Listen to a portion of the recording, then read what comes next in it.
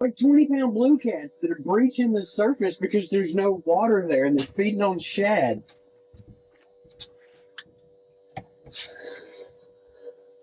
Unless you feel like reeling up and putt-putting over there. I can't even. How are we going to putt-putt? On trolling motor?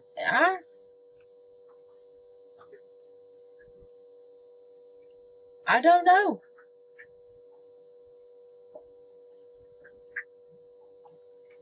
This ain't really like trolling motor or putt-putting territory. Every time I turn the trolling motor on, it makes a big mud slick. Wow.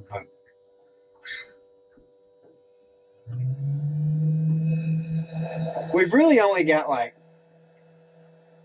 30 minutes tops to sit here. Because it's going to take us a hot minute to get out of here before we can even start the big engine.